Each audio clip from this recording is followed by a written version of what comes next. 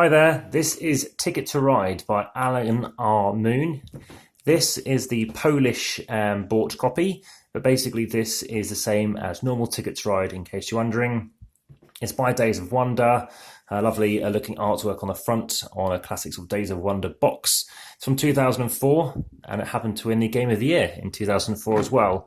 It's sold over 7 million copies and I want to show you what it's all about. It's a train game, the most common theme in gaming, followed by agriculture or something along the lines of medieval theming stuff, which usually involves farming.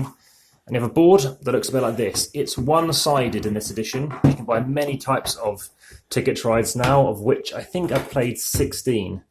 So we're just going to fold this out. This is an American map. The designer is from Southampton. So it kind of just about fits in, and you can kind of see the edge of it here.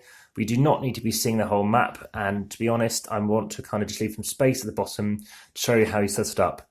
This is big enough to keep an eye on everything, and I just wanted to make sure you guys are aware of down the bottom here, we have some certain scoring as well. So this is a map of America, and what you'll be doing is first and foremost handing out some cards to everybody. Inside the box looks like this. You're going to choose your colours and you need to know the number of players. Now what you do is you can either have your counters stuck in here or you can leave them in a separate bag. So let's just grab blue. So say I'm playing with blue and someone else is playing. We might not need another counter, so that's fine. So I'm going to grab my blue trains. There's going to be 45 trains in here. I'm aware there was one already in like this when I switched it out, but I'll be getting it out when I'll be showing you how to play. You'll also need these, either some tickets as well. So let's get rid of this and I'll show you what you'll be doing. So in the game, you'll start off with some cards. Now there's this card here, which is just a bit irrelevant. It's like, if you like this, maybe choose some other ones. This is in relevance to kind of scoring and how they work, but we can just refer to this throughout the game. There's this amount of cards, 12 of each color and 14 wild and rainbow ones. And there's a bit more information here about other kind of stuff you can do as well. They can go back in the box. So you can have some cards each. This is what the cards will look like. They're quite small cards. And what we're going to do is just randomly grab some cards. So every person will get 4 of these cards. So let's say I got this card. That's 1, 2, 3, 4. So my starting hand happens to be these. As you saw, I did kind of shuffle them. These are my starting cards. You then set out the same amount everybody else. You then do some cards in the display. So you do 1, 2, 3, 4, 5. Now, if you happen to have 3 of these locomotives, then you basically clear the whole deck and you start with new cards. If you get 5 of one color, you do the same as well. You cannot grab those cards. So then what you do is you get given some train tickets. Now, you'll be given 3 of these, and this is the standard edition of Ticket to Ride, and you must keep 2 of them. So you're going to do this and get given 1, 2, 3 for every player. I grab my 3 and I look at them. Now what I'm looking is maybe to try and complete these routes. You don't have to, but if you happen to connect Portland to Phoenix, however way you wish, with the amount of trains that you have, you'll score 11 points. If you do not complete it, you'll lose 11 points. I could try to do Santa Fe to Chicago instead, or Dallas to New York. So I must keep 2 of these. Now those look quite similar. They're quite close to each other in terms of location on the maps. I'm going to keep those 2 and bin this one. I don't have to bin it. I can keep all of them. What you do, you stick it to the bottom of the pile. Along with everyone else's, you shuffle them and you stick it to the bottom. So that's gone out of the way. I'll leave them off to the side. On your turn, you're then going to start thinking about maybe connecting up these routes, remembering it's a negative if you don't connect them up. So on your turn, you can do one of 3 things. You can either take some more cards, you can take 2 cards from here, or you can take a blind one, or you can take one of these wild cards. A wild card you can use anywhere. So I could grab this one and that one, or this one and this one, or 2 of these, one of those, or simply take one of them. Now the advantage of taking blind is I could get a wild and I can still take another card, which could be another wild here. So that's the advantage of going wild and blind. The issue is you might not actually get what you need for the time being. So I'm going to start thinking about doing these things, and I've got these cards. So let me locate them. Dallas, quite nicely located as to show you where I need to look, is here. And I need to get up to New York. New York is way over here. and it's just in shot, just about, just there.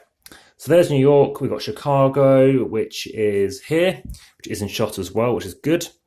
And we have Santa Fe, which is slightly further off here. So I need to think about getting here to here to here. So what I could do is drop down and go across, but I've got some blue cards. I might consider doing this and try and get another blue card. So as you can see, I've got some blue cards here. I need 3 blue cards to lay down some train tracks. So that's something I could do, pick up some cards. The second type of thing you can do is lay them down. So if I happen to do Dallas, tell you what, I'll do that. Lay down 2 cards. Tell you what, I'll keep my blue just in case. I'll play, these are secret, my objectives, the things I'm trying to work towards. If ever you complete them, do not tell anyone. But that's what I'm working towards. I'm going to play 2 white cards. Those 2 white cards are played. They play them in the discard pile. Let's leave them just on the edge of shot there. And I play a blue. Oh, well, yeah, it's blue because that's just who I am. I'm blue colour. And even though I played whites, they go here. In a 2 to 3 player game, only one person could go on these double spaces. I generally just play it as a 2 that you can do that. In a 3 you can do it as a house kind of rule. 4 to 5 players, somebody else can go in these tracks as well. So I've done that. That ends my turn. So I could have drawn cards. I could have played down trains. The third thing I could have done is drawn 3 more tickets, and I must keep at least one of them. So the advantage of doing that early in the game is you've got more space to think about doing something, or you completely fill out loads of stuff, completing objectives, and you consider maybe you can just naturally complete a ticket, but you run the risk of not being able to complete it. And if you're drawing some big tickets, that's a massive difference in negative points. So you get points by completing tickets, as I mentioned. You also get it based on the places you score them. So I would score 1 point for placing a single track location. I score 2 for placing that. You must complete a destination to destination to score points and to also be placing down track. You can't partially do something. That's scoring 2 points. If I happen to get 3, I score 4 points. In 4 trains, you score 7. 5, you get 10. 6, you get 15. Your counter starts on 0, and what you're doing is you're going to be moving it up here each time you get a train's scoring. I tend to, and many people, only one person I know who doesn't do this, tends to actually score at the very end. So the advantage of that is you always know what you've scored. You've never made a mistake. Additionally, you don't knock the piece. I've never seen a piece get knocked, to be honest. And finally, the downside with actually scoring at the end is you don't know who's in the lead, so you don't know who to mess with. So that's that. You do not score these until the very end. So someone could be really far ahead on this and then lose loads of points. So that is how you work. So imagine I've done that. Someone takes their turn. They haven't taken from here. I take my 1. That's all I can take. On my next turn, I could play that as a wild to get a ticket there. Straight, book a train there. Then you get a new card out. I might go again, drawing 2 blind ones. And then I'm holding on to that. Maybe I'll start thinking about getting a white card on my next turn after that. And a blind one again. And refreshing it. And this time I might go for a yellow, replenishing it. And then another yellow, replenishing it. So that's how it works. And that's the game pretty much. So what else do I want to say about this game? Why I really like the game. This variant, or the classic thing you do in Ticket to Ride, is you start at the beginning and say, look, are we going to play the longest route? The longest path scores you 10 additional victory points. So if you happen to do Santa Fe to Dallas, and you went over to Chicago, and you went to New York, and that's all continuous, you score an additional 10 points. Whoever got the most out scores 10 points. The game ends when somebody has 2 or fewer trains remaining. So if I've just had 3, I place down that, and now that's my final train, or that's my 43rd train. They're going to see I've only got 2 remaining. Everybody else gets 1 more turn, and then I get 1 more turn. So that's how that works. So you can try and rush and finish the game, or you can try and slowly build out and get some big routes. What you could consider doing is kind of ignoring going for this, or maybe ignoring going for these kind of these tickets, and just trying to get loads of these out. Loads of 6 route trains for 15 points. Connects you across the grid well, and you can get loads of points. I mean, these you can get some quite hefty points on, but not doing them, of course, is a lot worse. 20 points you can get potentially. So lots of different options. Small cards fits very well. You can get some games with bigger cards. And of course, there are many different versions of Ticket to Ride now. I think I said I've played somewhere in the mid-teens, 14 to 16. And this is up there as one of the best that I've enjoyed. The fact that it isn't double-sided is a bit of a shame. You do typically need a base game of Ticket to Ride to play many of the maps, of which there are, I think maybe about 40 now. You can spice things up. There are various expansions you can get. You can have Alvin and Dexter. So you have aliens around here. You've got 1910. I think I played that one as well. But yeah, this one I like a lot. So this is a solid game. It's like rummy. What I mean by that is you're trying to get sets. The other thing that I like about it is it's simple. 3 different things you can do in your turn, and therefore lots of kind of rounds or lots of turns you can do compared to the amount of things you do on your turn.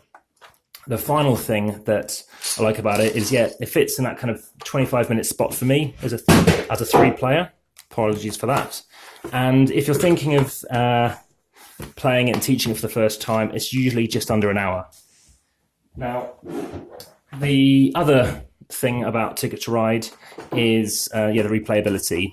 It's fast to teach, it's quick to learn, and there's a lot of strategy. As I've said, you can go for tickets, you could go for longest routes, you could choose to go for all those things I've mentioned around going for just loads of these big route markers.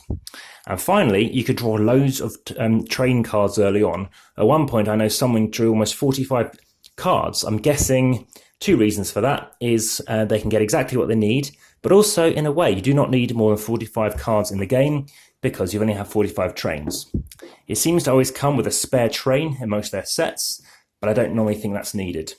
So that has been a video for Ticket to Ride, which always holds its value. I've never seen it reduced. I've always seen it in the UK about sort of £27, something like that.